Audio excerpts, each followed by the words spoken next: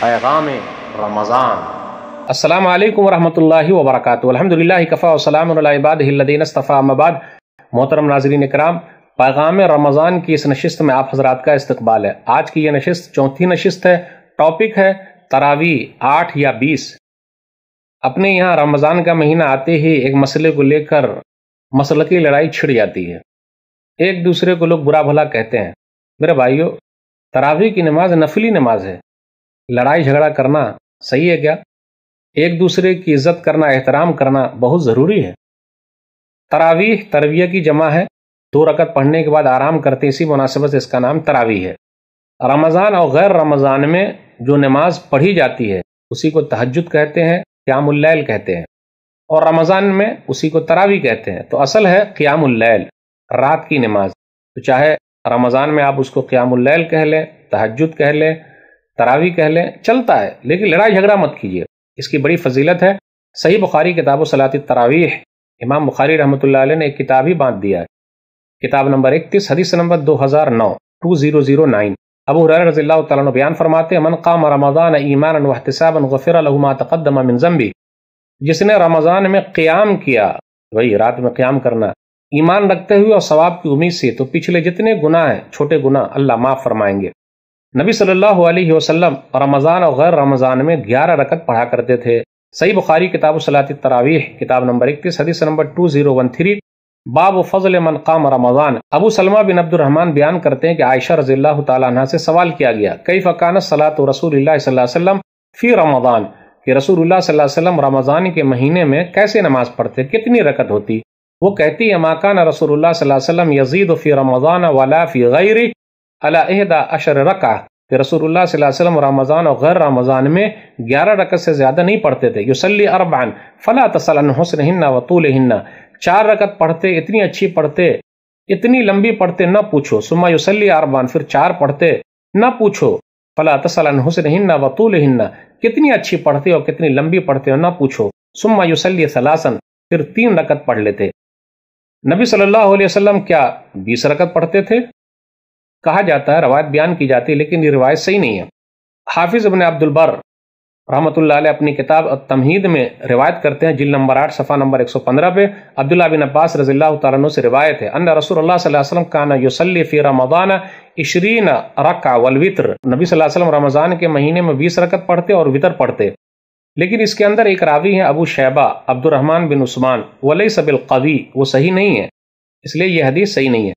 پھر اسی طریقے سے اتحاف الخیارہ المہرہ بوسری کی کتاب ہے رحمۃ اللہ علیہ کی، جلد نمبر 2 صفحہ نمبر 383 پر ایک روایت آئی ہے، عبداللہ بن عباس رضی اللہ تعالیٰ عنہ حدیث کے راوی ہیں، ان رسول اللہ صلی اللہ علیہ وسلم کان یصلی فی رمضان 20 رکعہ والوتر، کہ رسول اللہ صلی اللہ علیہ وسلم 20 رکعت پڑھتے اور وتر پڑھتے رمضان میں۔ ابراہیم بن عثمان بن ابی شیبہ وہو ضعیف، یہ ضعیف ہے، اس لیے اس پر عمل نہیں ہو سکتا۔ ایک اور سوال ہے، کیا عمر بن خطاب رضی اللہ تعالیٰ عنہ نے 20 رکعت پڑھانے کا حکم دیا ہے؟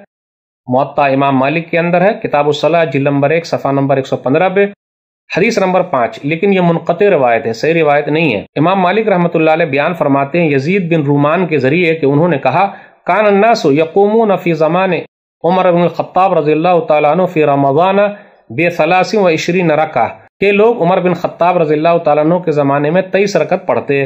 اس حدیث کے اندر یزید بن رومان ہے، جس نے عمر بن خطاب رضی اللہ تعالیٰ عنہ کا زمانہ نہیں پایا ہے، تو اس نے کیسے بیان کر دیا؟ اس لیے تقریب التہذیب، حافظ ابن حجر رحمۃ اللہ علیہ کی کتاب ہے، جلد نمبر 2 صفحہ نمبر 323 پر اس کے بارے میں کیا آیا ہے؟ ترجمہ نمبر ہے 7740، ثقۃ من الخامسہ، 130 ہجری میں انہوں نے وفات پائی۔ ابو ہریرہ رضی اللہ تعالیٰ عنہ سے روایت کرتے ہیں، لیکن مرسلن روایت کرتے ہیں، تو انقطاع پایا جاتا ہے، کیونکہ انہوں نے اس عمر بن خطاب رضی اللہ تعالیٰ عنہ کا زمانہ نہیں پایا، اس لیے یہ حدیث صحیح نہیں ہے۔ اس کے مقابلے میں بلکہ عمر بن خطاب رضی اللہ تعالیٰ عنہ نے ابی بن کعب رضی اللہ تعالیٰ عنہ اور تمیم داری رضی اللہ تعالیٰ عنہ کو 11 رکعت پڑھانے کا حکم دیا، اور وہ دلیل صحیح ہے، وہ حدیث صحیح ہے۔ موطا امام مالک، کتاب الصلاۃ، باب ما جاء فی قیام رمضان، حدیث نمبر 302، صحیح روایت ہے یہ۔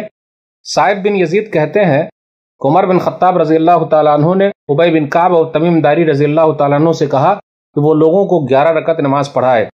وقت کان القارئ یقرأ بالمعین، اور قاری صاحب جو تھے وہ لمبی لمبی صورتیں پڑھتے، حتی کننا نعتمد علی العصا من طول القیام، یہاں تک کہ لمبے قیام کی وجہ سے ہم لوگ لاٹھی پر ٹیک لگانے لگے، مجبور ہو گئے۔ وما کننا ننصرف الا فی فروع الفجر، اور ہم فجر کے وقت گھر واپس ہوئے۔ دیکھا اپنے اس حدیث سے یہ پتہ چلتا ہے کہ عمر بن خطاب رضی اللہ تعالیٰ عنہ نے بھی 11 رکعت ہی پڑھانے کا حکم دیا تھا، اس لیے ہمیں اور آپ کو لڑائی جھگڑا نہیں کرنا ہے۔ ایک سوال اپنے سماج میں یہ بھی آتا ہے کہ حرمین مکہ اور مدینہ کے اندر مسجد حرام اور مسجد نبوی میں پھر 20 رکعت کیوں ہے؟ میرے بھائیو، اگر یہ سوال کریں گے تو بہت سارے سوالات اور ہمارے سامنے آ جائیں گے۔ اماموں کے نزدیک مکہ اور مدینہ کے اندر جو ہو رہا ہے وہ دلیل نہیں ہے۔ اللہ نہ کرے اگر مکہ اور مدینہ پر کسی اور کی حکومت آ جائے اور کوئی مسئلہ ہو جائے تو کچھ لوگ بولے کہ نماز ہی نہیں ہوگی، تو کیا ایسا چلے گا؟ جی نہیں۔ اور مکہ اور مدینہ کے اندر تو 2 امام پڑھاتے ہیں، 10-10 رکعت کر کے پڑھاتے ہیں، تو 2 امام کا اہتمام ہو اور آرام سے پڑھاتے ہیں، یعلمون تعلمون نہیں ہے۔ اپنے یہاں دیکھ لیجئے، جو لوگ یہ کہتے ہیں کہ مکہ اور مدینہ کے اندر ہے، حرمین میں ہے، وہ دلیل دیتے ہیں کہ تراویح تو وہاں بھی رکعت ہو رہی ہے، تو میرے بھائیو وہاں تو رفع دین بھی ہے، سینے پر ہاتھ باندھنا بھی ہے، سورہ فاتحہ بھی ہے، تو کیا یہ سنتیں ہمیں اور آپ کو نظر نہیں آتی؟ صرف رمضان کے مہینے کی سنت جو ہے 20 رکعت تراویح وہ نظر آ رہی ہے، بھائی رفع دین کی بھی سنت نظر آنی چاہیے، سینے پر ہاتھ باندھنے کی بھی سنت نظر آنی چاہیے، آمین کہنے کی سنت بھی نظر آنی چاہیے۔ حرمین کے اندر تو یہ ہے۔ مکہ اور مدینہ کی مسجدوں کے علاوہ دوسری اور مسجدوں میں 8 رکعت ہی تراویح پڑھائی جاتی ہے، تو اللہ کے واسطے سختی مت کیجیے۔ 8 رکعت پڑھنے والے 20 رکعت پڑھنے والے کو گالی نہ دے، اور 20 رکعت پڑھنے والے 8 رکعت پڑھنے والے کو گالی نہ دے، برا بھلا نہ کہے۔ نفلی نماز ہے، اہتمام کیجیے، 8 رکعت پڑھیں گے، نبی صلی اللہ علیہ وسلم کی سنت ادا ہو جائے گی، اس کے اوپر اختیار حاصل ہے، لیکن کسی کو زبردستی کرنا یہ صحیح نہیں ہے، دوسرے کو حقیر سمجھنا یہ صحیح نہیں ہے، ایک دوسرے کے خلاف لکھنا یہ صحیح نہیں ہے۔ رمضان میں تراویح ہی تہجد ہے۔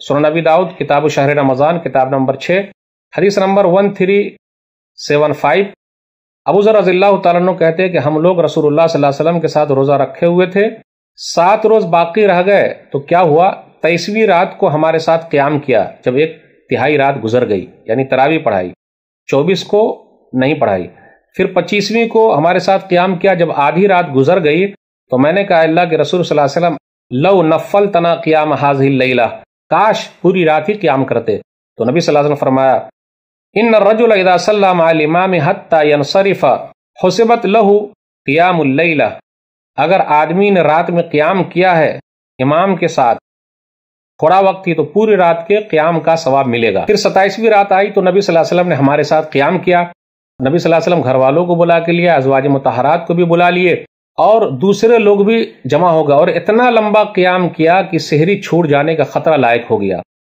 فلما كانت الثالثة جمع اهله ونساءه والناس فقام بنا حتى خشينا ان يفوتنا الفلاح، تو ہم نے کہا فلاح کیا ہے، تو کہا سحری۔ پھر اس کے بعد نبی صلی اللہ علیہ وسلم نے بقیہ اور دنوں میں قیام نہیں کیا۔ تو غور کریں، نبی صلی اللہ علیہ وسلم نے 3 دن صحابہ کرام کو تراویح کی نماز پڑھائی ہے، اس کا ثبوت ہے 23، 25 اور 27 کو۔ تو پھر یہ ان 3 دنوں میں تہجد کی نماز نبی صلی اللہ علیہ وسلم کب جا کر پڑھے ہیں؟ اس روایت پر یہ بھی غور کیجئے کہ صحابہ کرام نے کہا سحری چھوٹ جانے کا ڈر ہے، کہیں سحری نہ چھوٹ جائے، تو سحری چھوٹ جانے کا ڈر ہے، تو نبی صلی اللہ علیہ وسلم نے اس دن الگ سے تہجد کی نماز کب پڑھی؟ تو میرے بھائیو اللہ کے واسطے ایسا مت کیجئے۔ اس سے یہ پتہ چلا نبی صلی اللہ علیہ وسلم رمضان اور غیر رمضان میں 8 رکعت پڑھا کرتے تھے اور 3 رکعت وتر، تو ہم اور آپ سختی نہ کریں، کوئی اگر زیادہ پڑھ رہا ہے تو برا بھلا نہ کہے، کوئی نہیں پڑھ رہا ہے تو ہم اور آپ اس کو بھی برا بھلا نہ کہیں۔ اللہ تعالی ہم سب کو کتاب و سنت پر چلنے کی توفیق دے، ایک دوسرے کے احترام کی توفیق دے، آمین۔ والسلام علیکم ورحمۃ اللہ وبرکاتہ۔